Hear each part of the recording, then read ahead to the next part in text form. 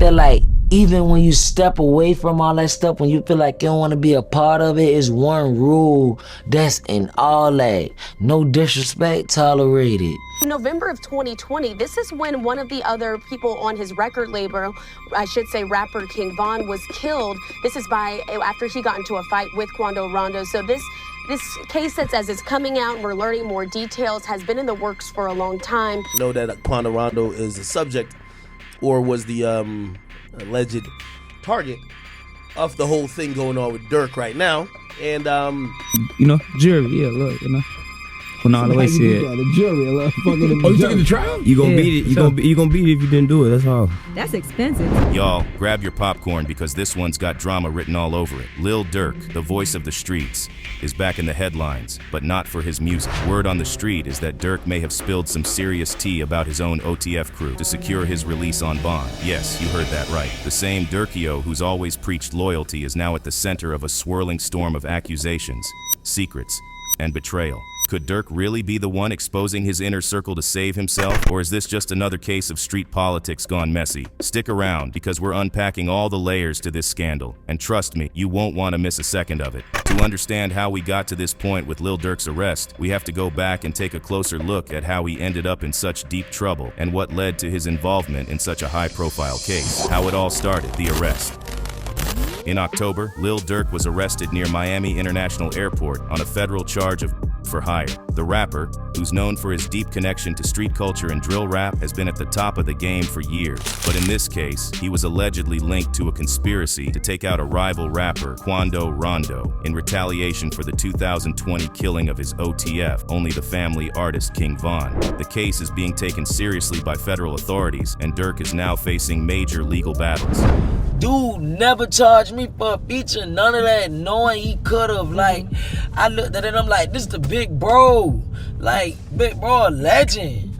Like, this how all the young rappers coming up in the game looking at him like. The charge against him stems from the August 2022 attack on Quando Rondo. It's said that Durk put a bounty on Rondo's life, paying a group of hitmen to track him down, which eventually led to the shooting near West Hollywood. While Rondo survived, his cousin, Saviaya Robinson, tragically lost her life.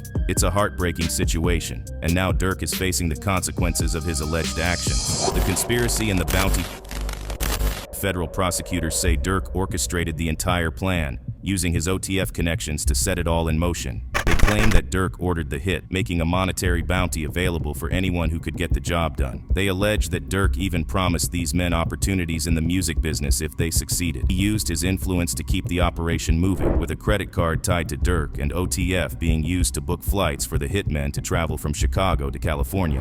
Grammy award-winning Chicago rapper Lil Durk has been charged in a superseding indictment alleging murder for hire plot to kill a rival near the Beverly Center shopping mall in Los Angeles in August of 2022. To make things worse, Durk allegedly sent out text messages using a phone number linked to him, instructing people involved in the operation to keep things quiet. It was all a carefully laid plan, but things didn't go exactly as expected. Oh God, I don't mean that in a bad way, but you gotta get a little bit more smoother the way you stick and sneak in. Attempted murder and its fallout.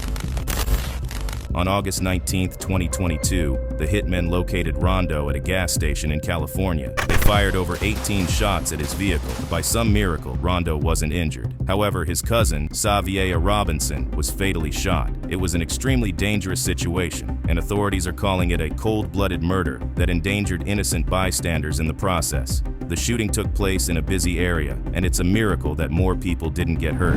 Really nothing new in the indictment. This is just the feds getting ready for him to come back to Los Angeles and giving him co-defendants in the indictment. He was arrested on a complaint, so it would be totally standard for them to then go and seek a grand jury indictment. As the investigation progressed, the FBI uncovered more details, and it became clear that Durk was involved. The hit, which failed to kill Rondo, led to the death of an innocent bystander. And now Durk is facing charges that could put him away for a very long time. The attempt to flee. As if the charges weren't enough, the FBI also learned that Durk had been trying to flee the country before he was arrested. He had booked flights to Switzerland and the United Arab Emirates, trying to leave the US right when his arrest was imminent. In fact, he was reportedly booked on a private jet to Italy the same day he was caught. That didn't stop authorities from apprehending him just before he could board the plane. This only adds fuel to the fire of speculation. Was Durk trying to escape the law because he knew what was coming, or was this just a coincidence? Either way, he's now in federal custody, and the situation is becoming more intense with each passing day. Lil Durk snitching on OTF. Our inside sources claim that Lil Durk may already be cooperating with authorities and snitching on other OTF members to increase his chances of securing bond as he awaits trial. It's a shocking move for someone who has long been seen as a symbol of loyalty in the rap game, but when you consider the circumstances, it starts to make a bit more sense. Why would Durk, known for his ride or die attitude, flip on his crew? Well, it seems he might just be returning the favor. Court documents reveal that an OTF member, identified as Jam, reportedly wore a wire for several years, gathering evidence against Durk and others. Jam allegedly provided information that directly implicated Durk in the M for Hire scheme targeting Quando Rondo. This betrayal hit hard, as Jam was a longtime associate of OTF who had been released from prison in 2022 after serving a 12-year sentence for attempted. Lil Durk been picked up by the feds. I don't know if he's been charged with nothing. Probably questioning him. They put in OTF in a lot of things. But I heard somebody named OTF Jam. They said they've been calling him a rat. And basically he said, okay, I'm a rat. Well, watch this. Watch this. That all this information that I know. Rat this, I'm gonna tell this, I'm gonna tell that.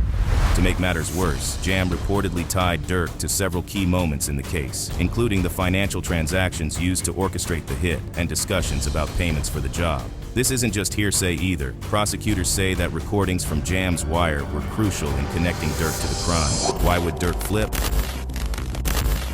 When your own people throw you under the bus, it's no surprise that you might consider doing the same. If Jam was willing to cooperate with authorities for his own benefit, Durk might see this as his opportunity to fight fire with fire. The reality is, Durk is staring down some heavy charges that could land him behind bars for decades. Facing that kind of pressure, even the most loyal person might crack. About that situation, about exactly why or who or whatever has been involved, there's been a lot of little lyrics, little pot shots from different people over the years about that situation. But no matter how you look at it, bro, this is the situation. Quando's dealing with life or death. And before that, you know, they shot up his car 100 times. Fortunately, no one died. It's worth noting that this isn't the first time Durk has been linked to internal betrayal within OTF. Other members of the group have also been rumored to flip when faced with serious charges, painting a picture of a fractured collective rather than a united front. This latest development adds another layer of complexity to an already messy situation. If Durk is indeed cooperating, change the entire trajectory of his case and his reputation in the streets.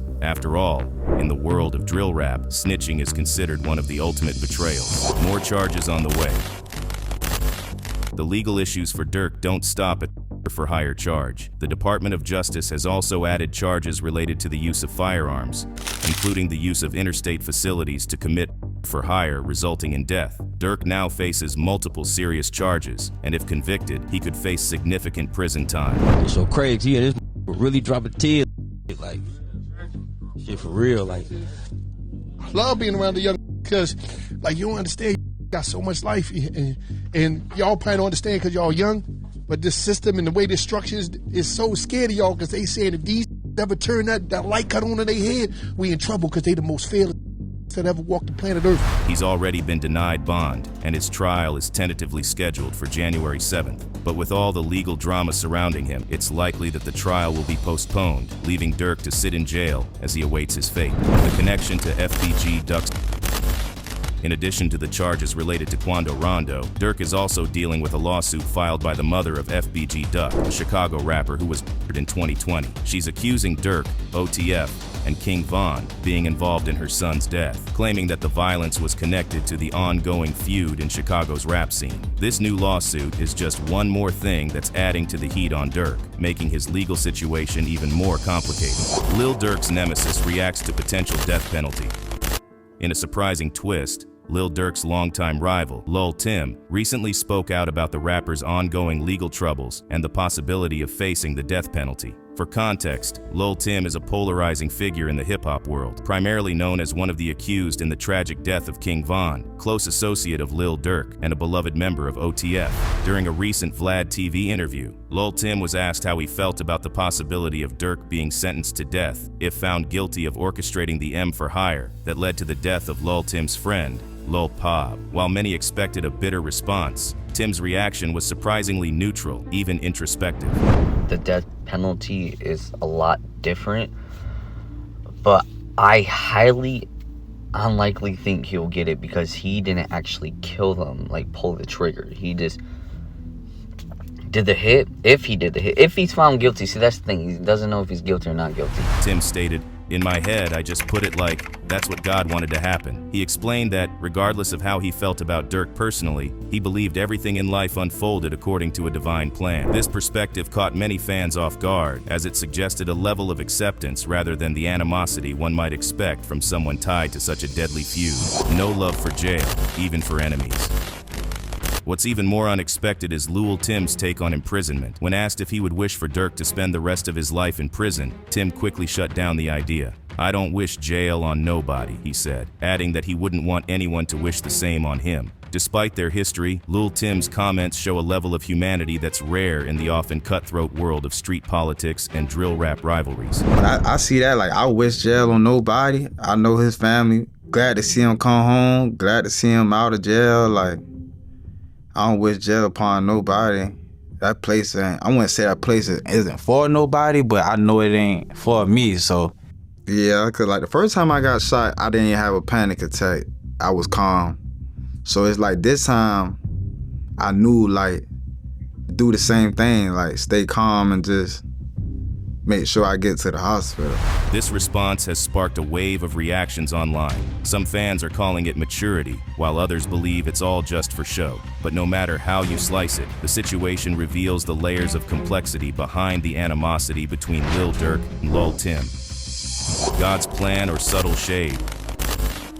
Although Tim's words seem calm on the surface, some speculate there's a layer of subtle shade in his statements. By framing everything as part of God's plan, it could be interpreted as a way to absolve himself of guilt in the death of King Von, while indirectly justifying Durk's potential downfall. After all, Tim's connection to the killing of Von is still a sore subject for Durk's fans, and a significant part of their feud. Some people was on there like happy and stuff. Some people was on the internet happy and stuff.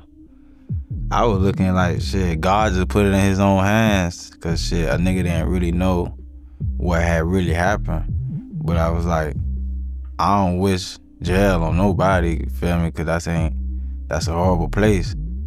But shit, I just looked at it like, God put it in his own hands. To make things even more interesting, Tim mentioned that even if Durk were proven innocent, he would still believe it was part of God's plan. It's a perspective that leaves a lot of room for interpretation. Is he genuinely at peace with the situation? Or is this a clever way of keeping the heat off himself while throwing a subtle jab at Durk? The fallout from the arrest.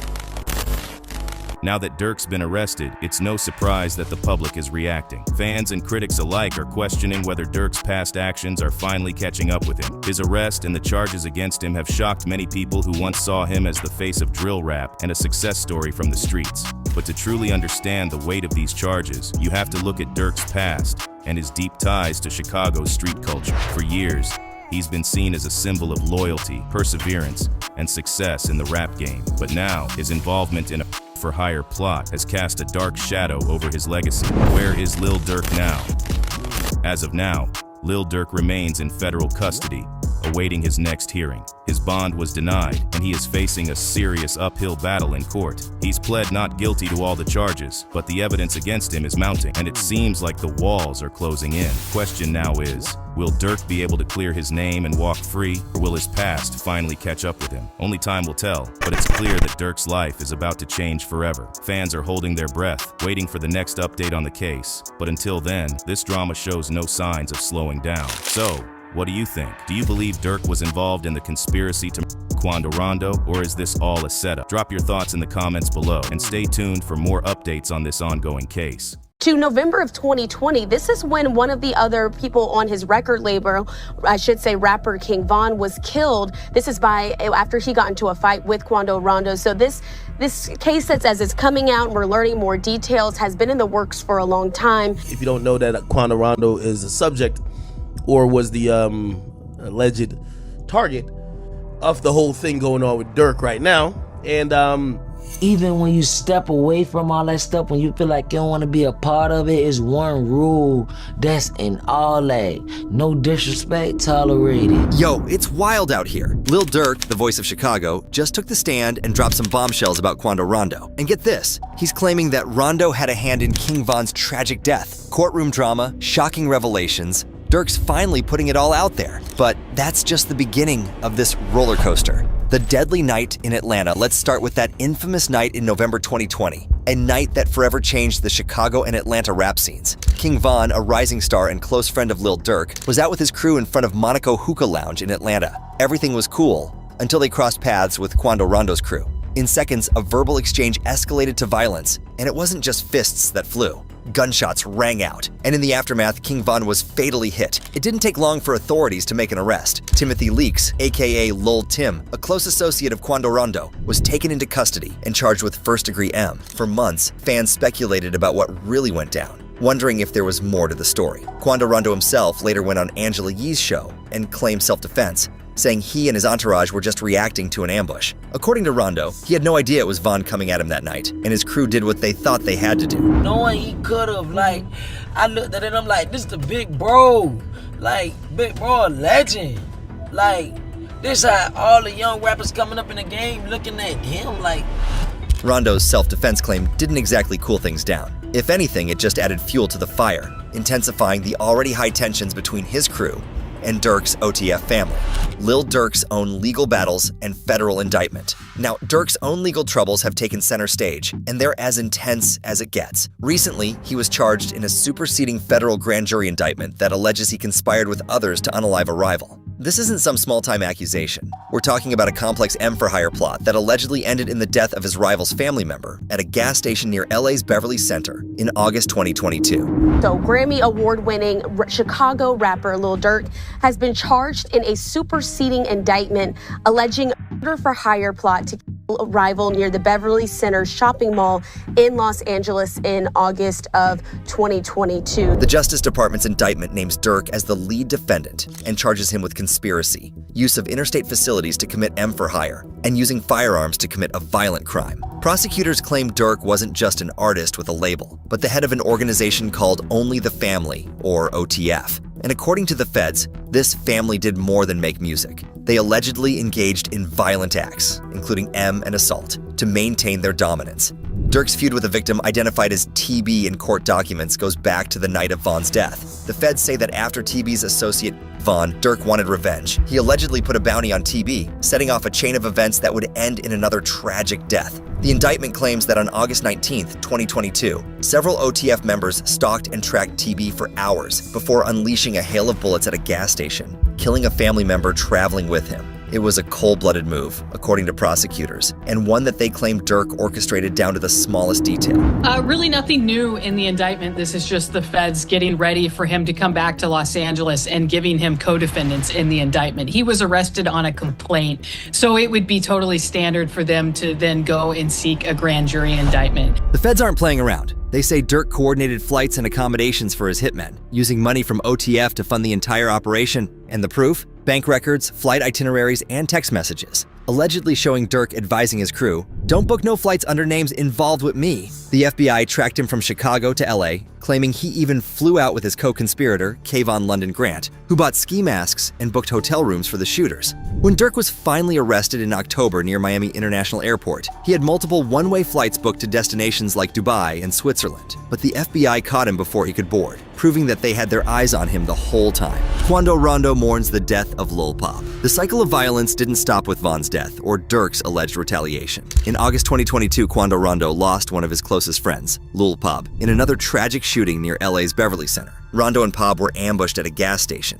and Pop didn't make it out alive. The aftermath was heartbreaking, with Rondo captured on video screaming in shock and disbelief as Pop's body was pulled from their car. Rondo took to social media to mourn his friend, posting tributes and memories. It was a painful reminder that this cycle of violence keeps claiming lives, and it doesn't look like it'll stop anytime soon. Many believe Pop's death was linked to the ongoing tension between Rondo's camp and OTF, speculating that this was just another chapter in the saga sparked by Von's death. Lil Tim's case dismissal and self-defense argument. Fast forward to August 2023, and the case against Lil Tim, the man accused of killing King Von, takes an unexpected turn. After years of preparing for trial, Tim's charges were dropped. According to his attorney, Noah Pines, the case was dismissed before it ever reached the indictment stage. The reason prosecutors reportedly believed Von's death was a result of self-defense. When the news broke, fans were divided. Some felt Tim had finally been vindicated, while others saw it as a failure of the justice system. But for Quando Rondo, this was validation of his earlier claims. He and his team had maintained all along that they were just defending themselves that night. In fact, Rondo even addressed it in his music and interviews, saying that his crew was blindsided and only reacted to protect their lives. The state of Georgia closed the case after Tim's arrest, signaling that there would be no further investigation into Von's death. The dismissal added a new layer of tension, with Von's fans feeling that justice hadn't been served. And as if to add salt to the wound, Tim dropped a new track, Left a Stain, where he hinted at the dismissal and seemed to celebrate the outcome. It was a bold move that left fans of both camps wondering if this saga would ever truly come to an end. Quando Rondo's new track, Subtle Jab at Lil Durk. Now, just as Durk's dealing with his new reality behind bars, things are heating up on the outside too. On October 26, 2024, Quando Rondo dropped a fresh track called Life Goes On, and it's already stirring up rumors and controversy. In just a few hours, the official music video hit over 200,000 views on YouTube, with fans dissecting every line for hidden shots and subliminal messages. Yeah, and there's been a lot of theories about that situation, about exactly why or who or whatever has been involved. There's been a lot of little lyrics, little pot shots from different people over the years about that situation. But no matter how you look at it, bro, this is the situation. Quando's dealing with life or death. And before that, you know, they shot up his car 100 times. Fortunately, no one died. In Life Goes On, Quando spits some bars that have everyone talking. Beefing with the same color on my skin, same color of the hammer. Young ninjas around here beefing about the color of a bandana. That's why I put my flag down and I picked up a Quran, because life goes on. It didn't take long for DJ Academics to post a clip of the video on Instagram, sparking a wave of speculation in the comments. Fans and critics alike are reading into the lyrics, with some convinced that Quando's words are subtle shots at Lil Durk and his OTF crew. They're thinking he's addressing the cycle of beef, even hinting he's done with gang life, something that could easily be a dig at the ongoing tension with Durk. Legal consequences for Lil Durk and co-defendants. If Durk and his co-defendants are convicted, they're looking at life in federal prison, no question. These are serious charges: conspiracy, M for hire, and using firearms in violent crime. The feds aren't playing, and they're sending a message to everyone involved. Durk's whole career, his legacy, and everything he's built could be wiped out if this case goes south. And it's not just him. 5 other OTF members are caught up in this, facing the same charges, and if they go down, it could mean the end of OTF as we know it. Now, here's where things get even wilder. A rumor has been making rounds on TikTok suggesting that Durk could be facing the electric chair for his alleged involvement in orchestrating a hit on Quando Rondo. Viral posts from users like Even Joke saying, "Why be in jail? Thug in jail. Durk getting the electric chair, this Rod Wave last album. Drake getting old. Who TF we gonna listen to now?" Another user shared a GIF with a caption that read, "Me when I found out Durk was finna get on the electric chair." Fans are eating this up, flooding comments with shock, worry, and disbelief. I see people freaking out about like Lil Durk's supposed to get the electric chair or whatever. In certain states, the death penalty is a lot different. But here's the reality check. This whole electric chair theory doesn't hold up under scrutiny. California, where Durk is facing these charges, no longer has the electric chair as an option for capital punishment. Back in 2006, a federal ruling made it off limits, and in 2019, Governor Gavin Newsom placed a moratorium on the death penalty altogether. So even if Durk is found guilty, he wouldn't be looking at the electric chair. The highest penalty he'd face would be a life sentence in federal prison. So what's next in this twisted saga? With Durk behind bars, the court battles aren't over, and the impact on the hip-hop world is profound. Will Durk face a life sentence? Will this finally bring closure to King Von's death? Or will the streets just keep getting bloodier? One thing's for sure, this story is far from over. Leave your thoughts in the comments below, hit that like button, and subscribe to stay updated as we follow every twist and turn in this high-stakes drama. Did you feel like your life was over? Yeah, nah. Yeah, nah. I know Quando said he felt like he had an out-of-body experience. Do you feel the same though?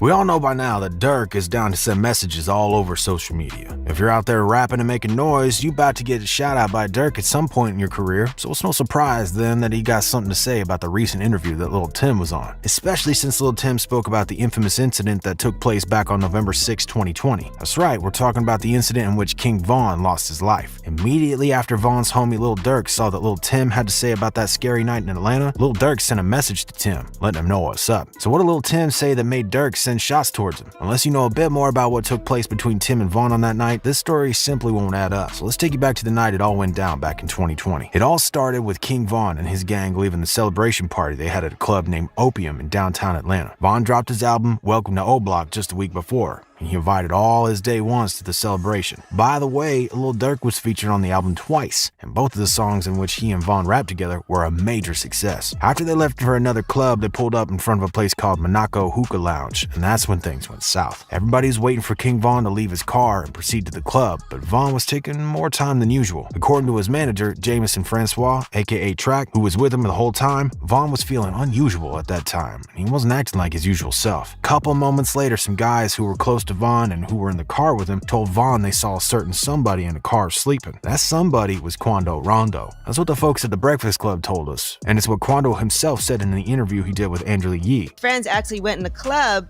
and he stayed outside in the car. He wanted to just go to sleep in the car. And Lil Tim, his boy, was staying outside with him because he didn't want him to stay by himself. In the car with him was Lil Tim, who wanted to make sure that Quando wasn't alone. They weren't looking for any problems at all. They were just chilling in the car and resting. They had a video shoot for a song just earlier that day. Now, King Von all of a sudden decided to leave his car, which was parked close to Quando's car, and head towards the spot. As he approached the place, he saw Quando Rondo, and at the very instant that he saw him, he went for a punch. Quando, on the other hand, wanted to move through the crowd that was close to Von's car. As he didn't want to push his way through, he decided to wait by his car until people moved away. When he saw the opportunity, he started walking towards the club, but got stopped by Von, who decided to start a fight with him. This video here clearly shows how Von hit Quando upon seeing him up close. We can't really see everything that happened later on, but there was a lot of shots being fired. After Lil Tim saw his buddy Quando, he rushed out the car and took his Glock out. He came behind the car and unloaded rounds upon Von. King Von passed away that night, and Lil Tim got shot 4 times himself by police who were parked nearby too. People were devastated by the outcome of this night. Von's fans couldn't believe what happened and just wished things were different. All of this could have been easily avoided. That one punch cost Von his life. Had he not punched Buddy, that crowd wouldn't have rushed and the dude would have got out shooting. Another person on YouTube felt it was completely Von's fault that the fight broke out. I love King Von as much as the next fan, but my dad always taught me and my brothers, don't start none, won't be none. He dug his own grave through his actions. You can't be a gangster and a rapper at the same time. Results are this or prison. Every man should be held accountable for their actions. King Von got himself killed. Now, Quando Rondo made himself pretty clear about not only his, but the whole NBA label's relationship with both King Von and Lil Durk. They were tight. Nothing ever got between Quando and Von. In fact, Quando did a couple of songs with Durk, who was Von's day one. So what happened? Rondo was completely confused about what went down that night. He's not expecting shit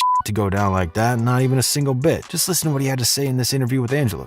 Maybe I just got free pick. I don't know, man. Like, I don't want to say. Like, I was wondering, like, damn. Like, was they trying to do something to me? Like, the fuck my image up and, like, just boost him up? You just don't know where it came from. You have no idea. Lastly, plenty of people got flashbacks to the Tupac incident, which took place in a similar way. Both the incidents started after a fistfight gone wrong. Von's manager spoke about that with Vlad TV. Vlad asked Track if it was fair to compare the Von incident to that of Tupac, and all he had to say was this. Bro, it's past fair. It's kind of crazy, right? Like, yeah. It's the same scenario. And Von is like the same type of artist, same type of guy. Like, it's just saying God must have had a plan, and the plan got to be probably bigger than we all know it is, because it's crazy how that scenario kind of fit with him. Both of those nights were stuff that should have definitely been avoided altogether. Nobody will know what went through King Von's mind. But what we're left with now is tricky too. And it looks like Lil Tim recently had something to say about the entire mess, because Tim's still not a free man and he's still on bond. He had to do a remote interview conducted by Fuchsia's TV, and he had something to say about that night. He sounded as cool and composed as they come. He didn't share all his opinions since he's still waiting on the case to come to an end. Only later will we probably hear him speak more openly about everything. But he did leave us with a little something. He said, "Yeah, I'm just waiting to shit play out. Shit, go how it go, goddamn. Niggas just really waiting to goddamn case over with." Then, when the interviewer asked him about his decision to get out the car and go after Von, he wanted to know if it was the decision made in a split second or something else. Lil Tim replied that he was. He said, Yeah, point blank, people pick and choose, cause shit, no matter where you at, like, no matter any part of the world, somebody gonna do a goddamn, like, anywhere in the United States, anywhere, any country, on the earth, a nigga would've wanted their partner to be their phone. As you can see, Tim stood his ground when it comes to what he did. He knows that he was protecting his brother, and he don't see no shame in that. A lot of people would agree with this. One person on YT commented, "Dude stood on business, he really didn't do nothing wrong." And another person shared that opinion with this comment. "I think Lil Tim did the right thing, I don't care what anyone say. It's just unfortunate someone had to lose their life. RIP Von." Durk, on the other hand, probably got to see the interview with Lil Tim. After that, he hopped on Twitter and he had this message for Lil Tim. "We don't want to hear that scary soft shit. It's stuck goofy." Why this reply from Durk? Why did he say don't start that soft shit? Well, because he thinks that Lil Tim said what he did in order to make his case seem more softer, or to perhaps wash his hands from what he did. Lil Tim's being soft now, according to Durk, because it seems to him like he's catching feelings and that makes him look weak. But the fans would beg to disagree with Durk and his views. In fact, they believe Durk to be the one who's weak since he's been all bark and no bite for a long time. One dude said, "Dork's a goofy. He never caught nobody in his life." And he wasn't the only one in the basket. Another guy spoke, "Durk needs to chill off the internet, thug." According to many, it seems like Lil Tim did right by just standing up for his homie and doing what came to his mind first. Von threw the first punch, and from there on, all hell broke loose. However, if he didn't, all this probably would have never happened. What do you guys think about Durk's reply to Lil Tim? Is Durk calling out Lil Tim just for the sake of it, or does he actually have a good reason to comment on Tim's soft behavior? Let us know about what you find out of all of this in the comments section below. Gang, now I'm back. Niggas see I'm doing my shit, I'm taking back over. Niggas wanna be all dick riding all this, man. Niggas a slide, bro. Lil Jay ain't never been no goofy, no lame, none of that shit. So if you're wondering what's hot on the block right now, you really don't have to look any further. As a lot of you probably already know, Lil Jay was released from prison only a couple of weeks back. So did Lil Durk react to Lil Jay coming back on scene in a way? Is there still bad blood between them? If you're a true hip-hop fan, especially coming from Chirac, then you already know what's up. That's right, we're talking about the famous 2012-2013 beef between Lil Durk and Lil Jay. Word on the street is we can already see the beef coming alive one more time. For those of you who missed it back then, let's go back a bit and see how it all went down between the two. Before we go any further, you should know there will be a lot of names involved since this was a lot more of a beef between two gangs, or more, rather than just two people. People usually like to say that Lil Durk's L's anthem kicked it off. Some of his fans reflected on it not too long ago on YT, saying, "Durk started everything and can't believe he's still alive." Right off the bat, it was pretty obvious what he thought about his ops. Already in the first verse, Lil Durk raps, "Brick Squad?" I said, "F*** him." An answer to Lil Durk's diss came soon after. Lil Jojo from the GDs called some shots on him. In his song BDK, he said, "Durk said F*** Brick Squad, so I can't wait to catch him. Squeeze this fucking 40, now they got him on a stretcher." The beef was now really on. From here on out, it only went deeper and darker. Vlad TV in a recent interview asked Lil Reese if he thought the song changed the rap game in Chicago forever. Lil Reese said, Yeah, it did, because then people start thinking like, shit, this how it is now. So shit, that's the way people start going about things. Soon after, the same Lil Jojo who called out the Disciples and Lil Durk passed away on the streets of Chicago. Lil Durk started trash talking on Twitter about it, posting about Lil Jojo even though he wasn't alive anymore. In fact, he tweeted more than once about it. In his tweets, he referred to bikes as Lil Jojo was died while he was on his bike. He said, "Banshee is the best bikes." And then to make it even more obvious, he tweeted, "Might still be alive if he had a Banshee, LOL. This is where Lil Jay and FBG Duck come into play. They started replying with their own comments on Twitter. They mocked a number of gang members from the group called 300 who had died. The comments were getting out of control with threats being posted left and right. Just take a look at one of Lil Jay's tweets at the time. He tweeted, "RIP Sherrod, LA, and G-Money, rest in piss." And then he openly threatened Lil Durk, tweeting, "You gotta see how much we out here when you clown ass die like J-Money." But this was far from the end. There was a tiny period where nobody out of the two got loud on Twitter. But then Lil Durk dropped a mixtape and had something to say on his track Competition about the two rappers who earlier got in his business. In his lyrics, he said, "I catch an op, I beat the shit. Catch Lil Jay, I heat his face. My little meet with him, Lil Duck, he can't duck this clip." Now disses were sent at Duck, Wooga, and Jay. He wasn't messing around at all. At this point, Lil Jay was down to make it more personal. You see, Jay decided to call out Chief Keef and Lil Durk for a fighting challenge. To top it all off, he was actually going to put money on it. In a video he posted from way back, you can actually see him proposing the challenge. Hey man, I got some shit cracking, man, some new shit, man. I got 50 bands for Officer Durk that I beat your ass one-on-one. But nothing happened after that. Not Durk or Chief ever replied back. And even though the challenge never got accepted, the beef was still on. A little while later, on May 4th, 2015, Jay got locked up for firing his pistol at a drug deal gone wrong, and he was sentenced to 14 years in prison. Since he couldn't pay his bail, his ops were ready to call him out. First was Lil Reese, who posted on Twitter saying, "Damn, Lil Jay broke ass, still lock up, bond out as him." Lil Durk was right there alongside. He said something a little bit different, but he was in the same basket as Reese. He mocked him since Jay claimed he had a lot of money, but it turned out to be the opposite. He tweeted, "How this bitch got 50K but can't bond out, social side of motherfucker." The beef seemed to have calmed down after that since Lil Jay got locked up for good, but if you thought that would be the end of it, you were wrong. Here's why. Lil Jay didn't hesitate to let everybody know he was out of the joint. He got in his car immediately after his jail release in April of 2022 and posted a story with a mask on since he wanted to let everyone know that the Clout Lord was running the Chirac streets again. On top of that, he's also packing a lot of game. Jay said that he's constantly working, making new music. His YouTube channel is filled up with new uploads almost every single day. He obviously wants to bring back his fame from before prison. He's now ready to steal the spotlight from those who hated on him and wanted him gone. Whole ass niggas thought I was gonna be locked up for the rest of my life. Now I'm back. Y'all sick.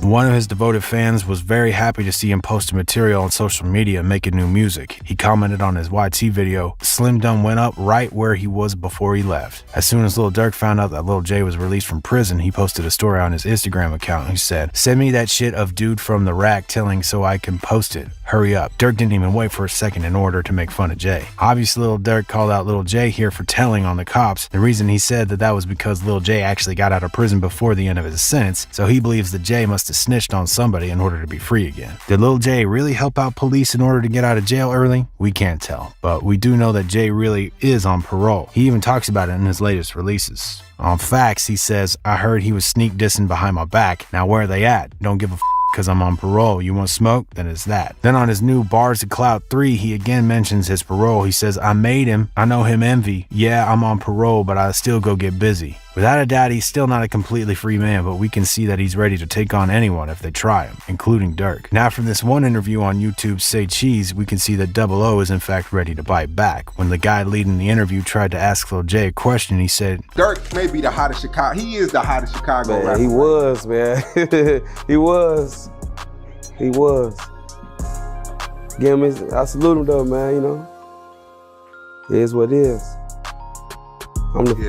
I'm the face of this shit though. Ouch, take that, Lil Durk. Some of Lil Jay's oldest fans seem to agree with him on that. One of them commented on YouTube saying Lil Jay had 7 years to think about how he gonna move. So far, he ain't missed a step, even in the interview. One of the fans thought Lil Jay could have been way more if only he hadn't been locked up. He posted, "Lil Jay could have been as big as CK if he didn't get locked up. He was up next, but he just didn't have enough time." However, there are also those who didn't find him on top of the rap game to begin with. One of the people even thought that he should drop rap altogether. He commented, "Lil Jay looking like an old head now. Damn, he need to go get a job packing some boxes, leave that rap shit alone." We're still waiting to see if Lil Durk is actually going to leave a serious reply when it comes to his opinions. He has yet to release a track with a comment on Lil Jay and his comeback to the rap game. Surely he has an opinion. We think it's just a matter of time. What do y'all think about this? Do you think the beef is as hard between Lil Jay and Lil Durk as it used to be back in the day? Will we see the scary days of Chirac come back to life? Let us know what you think in the comments below.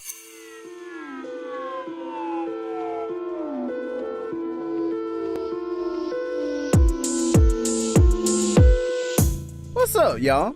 Lil Durk is a bit of a divisive figure, but whether you love him or you hate him, there's some serious tragedy in his past.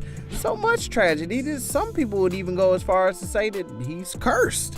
Other people would claim that it's not a curse. This is just how it goes when you grow up in incredibly deep Chicago gang culture. And that's really no other way to live when you're in that environment. It all started coming to everyone's attention way back in the day in 2014. when Durk showed up on Vlad TV and explained that he's lost about 20 to 30 of his friends due to gang violence, or violence in general throughout his life. And that was 7 years ago at the time of this video in 2021, so we can only imagine more of the people close to him are gone by now. But hold up. We're getting ahead of the game on this one. Rather than just jumping straight in, we're gonna talk a little bit more about who Lil Durk is and why his life is more tragic than you think. Durk was born in 1992 in Chicago. His real name is Durk Derek Banks. His father was in prison when he was born, and as a result, he often went without eating in his early life. While he was growing up, he got pretty big on social media, posting some of his early music to various accounts. After a while, he got involved with some street gangs, the one of which being the Black Disciples. This didn't really end up playing in his favor immediately, since he was arrested in 2011 for possession of a firearm with a defaced serial number. He eventually got the charges reduced and didn't have to get put away for that one, but he still had to do time. In 2011, he decided he was going to take a rap game a bit more seriously since he saw some of his singles had blown up. He released tons of stuff on Dat Piff, and although plans to sign with Chief Keef fell through, you could already tell he had the potential to make it big eventually, if he kept trying. He was part of the 2014 XXL freshman class, and on top of that, he released his 4th mixtape, Signed to the Streets, after getting signed to Def Jam with his affiliates, Only the Family. That being said, more tragedy had already been unfolding than what we had heard so far. All throughout this time, he'd been losing friends. It's gotten to the point now that he claims that almost every other day he gets a phone call and hears that someone else close to him has died. He says that it still has the same impact, but the problem is how commonplace the whole thing is. Before he even started rapping, he lost his first good friend, Lil Mo. He dedicated some of his earliest songs to the memory of his fallen friend. He also lost D-Thang after a shooting that happened when he was just 18 years old. He decided to get a shoulder tattoo to pay respect to D-Thang, which is something that he would continue to do for the rest of his life so far. One of those singles that we had mentioned earlier was called L's Anthem. This track is about ops, and he spends most of the time he's rapping, dissing people directly. This is a pretty big problem, but it does seem like he's just writing what he knows, you know? And as a result of all the disses, Durk's ops were hungry for revenge. Not only that, but he was still in the streets despite the fact that he was making music almost constantly. Always on his grind to make sure that he got where he wanted to be, you know? But you can't really get away with this kind of thing in Chicago. And the fact that Durk was becoming bigger and bigger ensured that he and people close to him would suffer just as many losses as they always had, if not more. In 2015, Durk was performing a show in Philly. Unfortunately, it wasn't gonna end up being exactly what people expected it to be. Instead, a dude in an OTF shirt pulled up and started popping off shots at Lil Durk's tour bus. One person died in this incident, although Durk himself was unharmed. Now, this isn't even the curse exactly. It gets even worse than this. Instead, there are just some pretty rough events surrounding the curse of Lil Durk. There's a video that's been floating around the internet for quite some time that claims that for the last 10 years, there's been an actual spooky, supernatural curse following Lil Durk and the people close to him. The curse is said to affect people around him in increasingly terrible ways. Those affected by the curse have been put in the hospital, served time in prison, and even died. While we're not going to make a statement on if we believe exactly what's going down here, we are going to point out some pretty weird coincidences that the whole myth addresses. J Money is the first victim of the curse. J Money from O Block was apparently set up. At 2 p.m. or so, he was supposed to meet up with a romantic interest. He was met instead by some ops who shot him in the head after he tried to flee through some back alleys nearby. Another person who appeared in the video that's believed to be cursed was known as Pluto. Pluto is said to have been a very close friend to Durk. Pluto was involved in a car accident during which his car rolled over into its side multiple times. After his death and the murder of J Money, Durk popped onto Instagram to say a few words about the incident and also to pay homage to his tragically lost brother. He also got tattoos to memorialize Pluto. D-Rose was another person who was said to be affected by the curse. Although this specific scenario seems a little tenuous since he didn't die but was only given 40 years in prison. D-Rose and some friends pulled up on a vehicle that was parked and fired handguns inside, hitting a 14-year-old boy. Obviously, he had the book thrown at him on this one and he deserved to be put away for it. That being said, D-Rose was only 17 at the time. Depending on who you ask though, there might have been some corruption on the side of police. The next person involved in the curse is a guy named Bob O, who committed a robbery with some friends. After breaking in, they unfortunately injured a 40-year-old gentleman who was there. He was struggling to hang on in the hospital, and 3 weeks later, he died. As a result, the courts decided that they were going to upgrade Bob O's charges to murder. After sitting in prison for 2 years, he found out that they had denied him his rights to a speedy trial, and he was released from prison. After being picked up in an SUV, he was met by a group of ops in a white SUV who opened fire on his vehicle, killing him. This one is almost too crazy to believe, but that's exactly how it went down. This, unfortunately isn't the only curse. The music video for This Ain't What You Want is also said to be cursed, since most of the people pictured in the video with Durk have also had pretty terrible fates befall them. Having one cursed video is a little strange. Having more than one is absolutely insane, and that's probably why this theory is so compelling. The rumor started on Reddit, and ever since then, it's been gaining traction. The first person who's been a part of the curse of the second video is known as Bezu. Bezu was arrested for a murder in 2014. The murder had happened in 2009. The cops came in and picked Bezu up from Lil Durk's house, only to notice that there were 2 guns on the table. So not only is Bezu in trouble, but Durk's in some hot water now too. Durk was violating probation. Bezu had murdered a man in 2009, but somehow beat the charges. Durk also got the charges dropped. So is this one really part of the curse? The next guy to become a victim of the curse was a dude named 5-Star, who was selling a substance that was derived from fentanyl as something else to people in Iowa. After a while, they overdosed in their cars on the substance. They were revived with Narcan, but decided that they were going to take a little more, and one of the men was found dead after an apparent overdose. They took more of the substance after the EMTs had left the area. Idiots. 5-Star got 20 years in prison as a result. A member of Chief Keef's Glow Gang, Capo, was also involved in the curse. In 2015, Capo was shot in a drive-by, being shot in the torso and hip, dying shortly afterwards. After this, the driver left, ran away from the cops, and hit a young mother and a baby at a bus stop, also killing the child.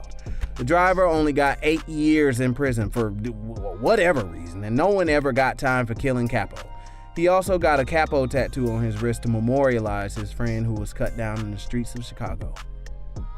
While for time's sake we can't break down the entirety of the curse, just know that there's plenty more of these crazy stories that have somehow been tied to Durk. This really is just the tip of the iceberg. You can find more information on the curse in a few different places on the internet, but Reddit might just be the best place for that. There's really so much more, truly. Like, some of the other examples of the curse tend to be less connected to actual videos or anything like that, but there are still connections to be made. We also gotta say before we go, it's really, really likely that there is no actual curse, people. We don't mean to shut down the fun on this one, but we don't want to minimize any of what's gone down with Lil Durk and the people around him, right? So this, in all reality, isn't some scary, fun internet thing. It's the harsh reality of what it's like to live surrounded by gang violence. This is stuff that happens every day in Chicago. Not to end on too much of a bummer, but we just gotta be transparent about this one, so, So now that we've explained some of what the theory is all about, what do y'all think, man? Is Lil Durk actually cursed? Why is he cursed? And did he do something to deserve a curse to be put on him? I don't know. Are the videos themselves cursed on some ring type stuff? Oh, shoot. Go ahead and let us know what you think down in the comments below. And don't be afraid to hit that thumbs up and subscribe to get more rap news straight into that feed, baby. And as always, have a great rest of your day. And don't forget to keep it RIZZLE.